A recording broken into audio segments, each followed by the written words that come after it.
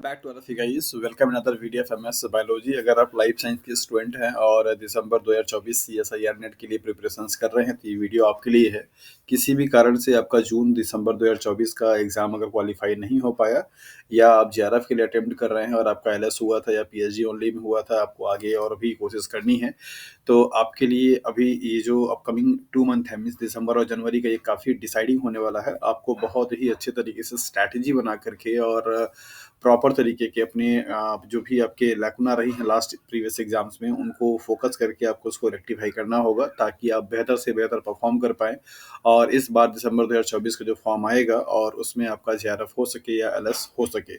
सो इस सीरीज में यहाँ पे हम लोग बात करने वाले हैं सेल बायोलॉजी के मोस्ट इंपॉर्टेंट टॉपिक को लेकर के कि क्या क्या चीज़ें आपको सेल बायोलॉजी में जरूर से जरूर पढ़ करके जाना ही चाहिए। सेल बायोलॉजी अपने आप में काफ़ी वेटेज रखता है सीएसआईआर के एग्जाम में और यहाँ से बहुत सारे क्वेश्चंस आपको पार्ट सी पार्ट बी में देखने को मिलते हैं, राइट। सो अगर आपने पेपर प्रीवियस ईयर के सॉल्व किए होंगे तो आपको पता चल चुका होगा कि हाँ, किस तरीके के क्वेश्चन सीएसआईआर में सेल बायोलॉजी से आते हैं और कौन कौन से यूनिट से आते हैं, मतलब टॉपिक से आते हैं। आज हालांकि यहाँ पे हम लोग उस पूरे टॉपिक को लेकर क्या करने वाले हैं, फोकस करने वाले हैं ताकि आपके लिए स्टडी करने में और इजी हो जाए कि आपको उन टॉपिक को जरूर से जरूर फोकस कर लेना है, राइट। तो यहाँ पे मैंने पूरा टॉपिक वाइज ही डिसाइड कर वो डिस्क्राइब किया हुआ है। अगर हम लोग पहले देखेंगे basic structure of cell functions को लेकर के, ये आपकी पूरी बेसिक फाउंडेशन है। दैट मीन्स आप कह सकते हैं कि आपने अपने यूजी और पीजी के टाइम पे अच्छे से पढ़ा ही होगा, लेकिन यहीं से सवाल आपके सीएसआईआर एग्जाम में आते हैं और आप अच्छे से क्वेश्चन परफॉर्म नहीं कर पाते हैं।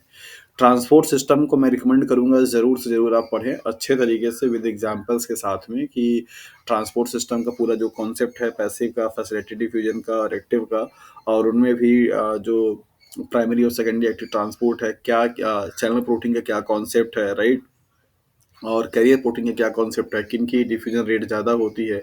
एक कंपैरेटिव एनालिसिस बहुत अच्छे तरीके से होती है। बेसिक आपके क्वेश्चन यहाँ से नहीं आते हैं, टॉपिक्स आपको देखने में ज़रूर लगता है, लेकिन यहाँ से जो टॉपिक आपको दिए गए हैं उनको, उनमें जो डेप्थ का लेवल है वो थोड़ा हाई होता है। तो आपको ये सारी चीज़ें 12th क्लास की ही बुक में मिल जाएंगी, लेकिन 12th क्लास के बुक से पढ़ने से आपका काम चलेगा नहीं। तो ये टॉपिक्स को देख करके आप ये मत सोचिए कि ये तो मैंने पढ़ा ही है, ये तो मैं जानता ही हूँ। आप इन्हीं टॉपिक से आए हुए क्वेश्चंस को देखिए तो आपको पता चलेगा कि कितने लेवल का आता है और आपकी जो इन्फॉर्मेशन या नॉलेज है वो कितना लेवल का है, राइट। तो ट्रांसपोर्ट सिस्टम को मैं रिकमेंड करूंगा जरूर से जरूर पढ़िए। फ्लूइड मैकेनिक्स मॉडल को लेकर कभी आगे भी हम बात करेंगे, तो इसको यहाँ पे छोड़ देते हैं। बाकी अगर मैं ऑर्गेनेल्स की बात करूं तो वैसे तो आपको सारा सब कुछ पढ़ना ही चाहिए, लेकिन सबसे ज़्यादा जो इम्पोर्टेंट है आपका गोल्जी बॉडी है। यहाँ से पूरा आपका ट्रांसपोर्टेशन का आता है, प्रोटीन का, मॉडिफिकेशंस का, एंडोप्लाज्मिक रेटिकुलम है, और इसके साथ साथ में आपका यहाँ पे लाइसोसोम से डिजीज के बारे में आता है। माइट्रोकॉन्ड्रिया, क्लोरोप्लास्ट आप ये अलग से ही पढ़ लेते हैं। माइट्रोकॉन्ड्रिया जो आप दैट इज ग्लूकोज का मेटाबॉलिज्म पढ़ते हैं तो वहाँ पे आपको पूरा का पूरा जानकारी मिल जाता है अच्छे तरीके से बायोकेमिस्ट्री में। और क्लोरोप्लास्ट जब आप पढ़ते हैं फोटोसिंथेसिस, तो ये दोनों अगर आप इंडिविजुअली नहीं भी पढ़ेंगे तो चलेगा, कोई दिक्कत नहीं है। इन दोनों को आपने अलग अलग टॉपिक में पढ़ना है। आपको ये फोटोसिंथेसिस में पढ़ना है और ये आपको मेटाबॉलिक रिएक्शन से पढ़ने हैं, राइट। इसके बाद आपका आता है पेरोक्सिसोम। यहाँ पे भी आपको लिपिड पेरोक्सीडेशन के बारे में पूछा जाता है, बीटा ऑक्सीडेशन को लेकर के, तो ये चीज़ थोड़ी इंपॉर्टेंट हो जाती है। कौन कौन से प्रोसेस चल रहे हैं, क्या क्या एंजाइम्स पाए जाते हैं और किसकी वजह से क्या डिजीज होता है, ये सारी चीज़ें आपको ज़रूर से ज़रूर पता होनी चाहिए। तो endoplasmic reticulum, Golgi body, lysosome, peroxisome आप जरूर से पढ़ के जाएं। माइट्रोकॉन्ड्रिया, क्लोरोप्लास्ट को मैंने यहाँ पे क्रॉस इसलिए लगा दिया कि आपको इसको अलग से भी पढ़ना है, दैट इज मेटाबॉलिज्म में और फोटोसिंथेसिस में। इसका मतलब ये नहीं कि आपको इसको पढ़ना नहीं है, ये भी आपके लिए इंपॉर्टेंट है, लेकिन चूंकि आपको इसको अलग से भी पढ़ना है तो आप आसानी से वहां से भी कवर कर सकते हैं। मेम्ब्रेन और सिग्नलिंग की बात करें तो सेल मेम्ब्रेन का जो आपका पूरा कॉन्सेप्ट है, दैट मीन्स जिनके अलग अलग जो मॉडल दिए गए हैं, अब उनसे सवाल आपका नहीं आता है। ज़्यादातर आपको फ्लूइड मोज़ेक मॉडल के जो प्रोटीन और उनके बीच का, लिपिड और प्रोटीन के बीच का जो इंटरेक्शंस है, उन इंटरेक्शंस के बेसिस पर सवाल आपको दिया जाता है कि हाँ, किसको ब्रेकआउट करने के लिए कौन डिटर्जेंट की यूज़ करना पड़ेगा और कौन ज़्यादा स्ट्रांगली बॉन्डेड है, कौन ज़्यादा वीकली बॉन्डेड है, राइट। और लीफ फ्लैट का क्या कॉन्सेप्ट है और उनमें जो फ्लिप फ्लॉप मैकेनिज्म है उसका क्या कॉन्सेप्ट है, किस तरीके से चीज़ें वर्क कर रही हैं। ट्रांसमेम्ब्रेन प्रोटीन को लेकर के आपसे पूछा जाता है कि कितने राउंड पास है। इस तरीके के जो क्वेश्चंस हैं आपको उनको अच्छे से पढ़ना पड़ेगा। सिंपल फ्लूइड मैकेनिक्स मॉडल का मॉडल पढ़ करके आप काम नहीं चला सकते हैं सीएसआईआर के एग्जाम्स में। आपको बॉन्ड के लेवल पे पढ़ना पड़ेगा कि कौन सा, जैसे लाइक अगर मैं आपसे बात करूं तो इंटीग्रल प्रोटीन है और इसके बाद पेरिफेरल प्रोटीन है, राइट? और ट्रांसमेम्ब्रेनल प्रोटीन है। तो इंटीग्रल प्रोटीन का जो बॉन्डिंग होगा वो कैसा होगा, पेरिफेरल का कैसा होगा, ट्रांसमेम्ब्रेनल प्रोटीन का क्या कॉन्सेप्ट है, इस तरीके की चीज़ें आपको होनी चाहिए अच्छे तरीके से involve. Membrane protein in their role, अलग-अलग टाइप के मेम्ब्रेन्स के प्रोटीन होते हैं, उनका जैसा मैं बात कर रहा था, उनके रोल क्या हैं, आपको ये समझना होगा। Signal transduction pathway means cell signalling अगर बात करें तो जीपीसीआर बहुत ही इंपॉर्टेंट है। यहाँ से सवाल आपको कई बार पूछा जाता है। रिसेप्टर टायरोसिन कानेज है, फिर इसके बाद सेकेंडरी मैसेंजर है। इन सब का भी एग्जांपल पार्ट बी में आपको देखने को मिलता है कि कौन सा सेकेंडरी मैसेंजर का काम करता है। मैप काइनेज है, जैकस्टेल पाथवे है। अगर आप ये सारा पाथवे पढ़ लेते हैं तो बहुत अच्छी बात है, नहीं इतना पढ़ पाते हैं तो आपको जीपीसीआर और रिसेप्टर टायरोसिन आरटीके तो जरूर से जरूर पढ़ के जाना चाहिए, और सेकेंडरी मैसेंजर का के बारे में भी, राइट? और इसके बाद मेम्ब्रेन के एनालिसिस करने के लिए जो टेक्निक्स है, लाइक जो फ्रैप है, फ्रेट है, ये सब आपको कई बार पूछे गए हैं डायनामिक्स को लेकर के कि मेम्ब्रेन के मोबिलिटी को आप कैसे चेक कर पाएंगे, कौन से टेक्निक को यूज करके। कई बार सवाल सीएसआईआर में एग्जाम में पूछा जाता है। तो ये जो लिस्ट मैंने प्रिपेयर की हुई है, ये वो लिस्ट है जो कि आपको जरूर से जरूर पढ़ के जाना ही चाहिए अगर आप सचमुच में जेआरएफ क्वालिफाई करना चाहते हैं तो। अदरवाइज तो फिर कोई मतलब नहीं है। फिर इसके बाद यहाँ पर आता है तीसरा point, that is cell cycle, cell division and regulation. ये बहुत बहुत ही क्रुशियल और मोस्ट फोकसिंग टॉपिक कह सकते हैं आप सीएसआईआर के लिए।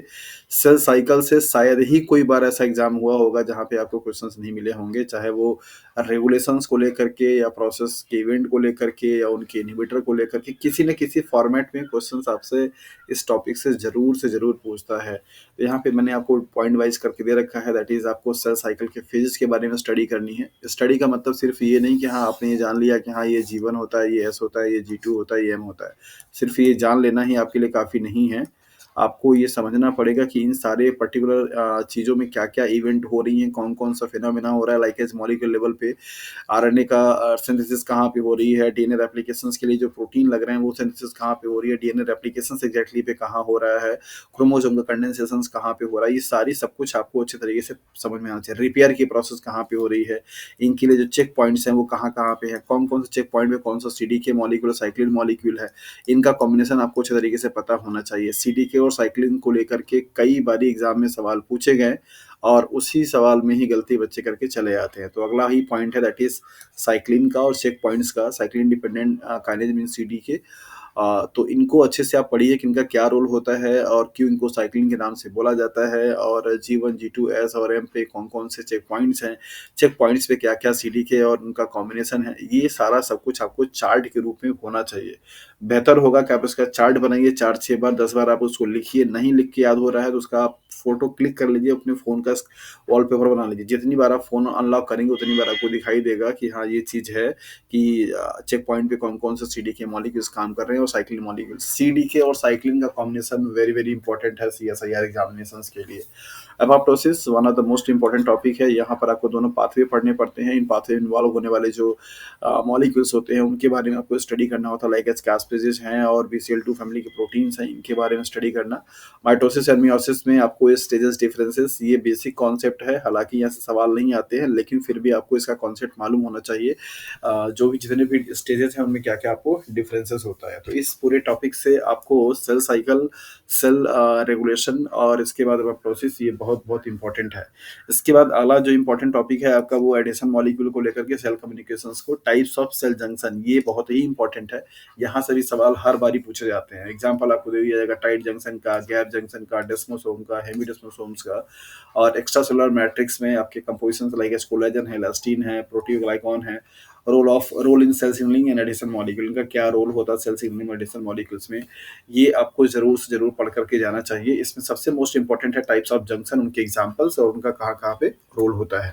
इसके बाद साइटोस्केलेटन, मोटर प्रोटीन। साइटोस्केलेटन अपने आप में बहुत ही अच्छा टॉपिक है, काफी कंफ्यूजिंग है, देखने में लगता है कि हाँ ये इजी होगा, माइक्रोट्यूब्यूल्स, माइक्रोफिलामेंट्स और इंटरमीडिएट फिलामेंट्स पढ़ने होंगे, लेकिन नहीं, ऐसा भी नहीं है। आपको इसमें से कई बार सवाल मैंने टेस्ट पेपर भी जब कंडक्ट कराए थे तो बहुत सारे बच्चों को लगा था कि हाँ सेल साइकिल, सेल बायोलॉजी तो बड़ा ईज़ी है टॉपिक से, लेकिन उसी में सबसे खराब नंबर आए थे। तो आपको बहुत ही ध्यान से पढ़ना पड़ता है ये सारे मॉलिक्यूल्स के सिंथेसिस को लेकर के, कौन-सा मॉलिक्यूल्स का क्या मोनोमर यूनिट होगा, कौन से प्रोटीन्स बनी हुई होगी, क्या पॉजिटिव और नेगेटिव एंड्स का कॉन्सेप्ट होता है।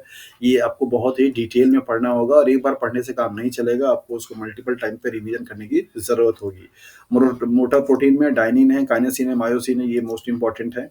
और इसके बाद यहाँ पे है role in intracellular transport, cell shape and motility, इनका क्या रोल होता है ट्रांसपोर्ट में और मोटिलिटी में, तो ये भी आपको अच्छे से स्टडी करने की ज़रूरत है। Techniques to study cytoskeleton, immunofluorescence fluorescence and confocal microscopy, इन टेक्निक के बारे में भी आप जरूर पढ़ करके जाइए कि कैसे आप साइटोस्केलेटन के बारे में स्टडी कर सकते हैं, देख सकते हैं, right. Techniques in cell biology, कौन कौन से टेक्निक्स आपको सेल बायोलॉजी में पढ़ने की जरूरत है। माइक्रोस्कोपी है, माइक्रोस्कोपी में लाइट इलेक्ट्रॉन माइक्रोस्कोपी है, टेम एंड सेम है। कॉन्फोकल और फ्लोरेसेंस माइक्रोस्कोपी है। Cell fractionation, cell organelle isolation का जो टेक्निक्स है उनको आपको पढ़ना है। Flow cytometry and FACS and western blotting, ELISA and immunochemistry, ये आपको हिस्टोकेमिस्ट्री, ये सारे टेक्निक्स आपको सेल बायोलॉजी के हैं, जरूर से जरूर आप पढ़ करके जाइए और यहाँ से सवाल आपको जरूर देखने को मिलेगा। इसके बाद है इंटरसेलुलर ट्रांसपोर्ट सिस्टम, यहाँ पर आपको ये फिर से बहुत ही इंपॉर्टेंट टॉपिक है। वेसिकुलर ट्रैफिक सिस्टम, ईआर से गोल्गी बॉडी, कोप 1 कोप 2 का क्या कॉन्सेप्ट है, क्लैथरीन कोडेड वेसिकल्स क्या होते हैं, और एसएनआरए मींस नरे जो प्रोटीन होते हैं उनका क्या रोल होता है, एंडोसाइटोसिस और एक्सोसाइटोसिस का क्या कॉन्सेप्ट है, किस तरीके से ये ट्रांसपोर्ट में काम करता है, ये अपने आप में फिर से बहुत इंपॉर्टेंट टॉपिक है। इसको मैं हाईलाइट कर दे रहा हूँ, आप जरूर पढ़ के जाइए। नेक्स्ट कैंसर बायोलॉजी, यहाँ से सवाल आपको आते ही है, पीबी दैट इज P53 का और आरबी जिन का, इन सब का, तो ये आपको तो जरूर से जरूर पढ़ना ही चाहिए। तो ये सारे टॉपिक्स हैं जो कि आपको सेल बायोलॉजी के लिए इंपॉर्टेंट है। टेक्निक एंड मॉडल, ये अगर आप नहीं भी पढ़ेंगे तो भी चलेगा, लेकिन अगर आप पढ़ना चाहते हैं तो आरएनए-आई का कॉन्सेप्ट जरूर पढ़ लीजिए। CRISPR-Cas9 का जरूर पढ़ लीजिए। इसके बाद टैगिंग अगर ये देख सकते हैं तो आप टाइम अगर आप पढ़ लीजिए। मॉडल ऑरिजिन में आपको यहाँ पे सी एलिगेंस, ईस्ट और ड्रोसोफिला ये सब दे रखा है। नॉकआउट टेक्नोलॉजी आप जरूर एक बार देख करके जाइए, पढ़ करके, और इनमें से अगर हो सके तो आप ड्रोसोफिला के बारे में थोड़ा स्टडी कर लीजिए, ये इंपॉर्टेंट रहता है, राइट। तो इतने सारे टॉपिक्स हैं जो कि आपको सेल बायोलॉजी में जरूर से जरूर पढ़ना चाहिए। और अगर आप लाइव क्लासेस का ऑनलाइन बैच ज्वाइन करना चाहते हैं, अगर आपको लगता है कि आपकी सेल्फ स्टडी खुद से आप अच्छे से प्रिपेयर नहीं कर पा रहे हैं, उस लेवल का स्टडी मटेरियल आप नहीं प्रोक्योर कर पा रहे हैं, नहीं इकट्ठा कर पा रहे हैं, तो आप हमसे जुड़ सकते हैं बहुत ही ईजी वे में और बहुत ही रिलायबल फी में, जो कि स्टूडेंट के फेवर का होता है। यहाँ पे सिर्फ 3000 रुपीज़ में ही आपको बैच स्टार्ट है, और ये बैच आपका तब तक चलेगा जब तक आपके एग्जाम्स नहीं हो जाएंगे दिसंबर वाले साइकिल का। और इसमें टॉपिक जो कवर किए जाएंगे वो आपके मेथड्स इन बायोलॉजी का, बायोकेमिस्ट्री का, मॉलिक्यूलर बायोलॉजी का, सेल बायोलॉजी का, इम्यूनोलॉजी का और जेनेटिक्स का, ये सारे टॉपिक्स आपके कवर किए जाएंगे। लाइव क्लासेस होती है, इसके बाद आपको रिकॉर्डेड वीडियो लेक्चर मिल जाएगा, पीडीएफ नोट्स मिल जाएंगे। जुड़ने के लिए सिंपली आप हमको इस नंबर पे, जो कि ये नंबर आपको यहाँ पे दे रखा है 8318917792 पे, आप मैसेज करके बोल सकते हैं कि सर आप इंटरेस्टेड हैं ज्वाइन करने के लिए। फिर आपको एक लिंक जाएगा जिस पे आपको रजिस्ट्रेशन करना होगा, फिर इसके बाद आप ग्रुप से ऐड हो जाते हैं।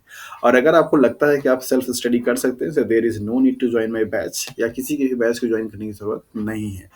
ये बैच उन कैंडिडेट्स के लिए है जो कि क्वालिफाई तो करना चाहते हैं, लेकिन उनके पास ऑर्गेनाइज्ड वे में मटेरियल नहीं है, या फिर उनको गाइड कोई करने वाला नहीं है। तो अगर आप ऐसे कैंडिडेट हैं तो आप हमसे जुड़ सकते हैं, डेफिनेटली आपको बेनिफिट मिलेगा, इसमें कोई डाउट नहीं है। So thank you for watching this video.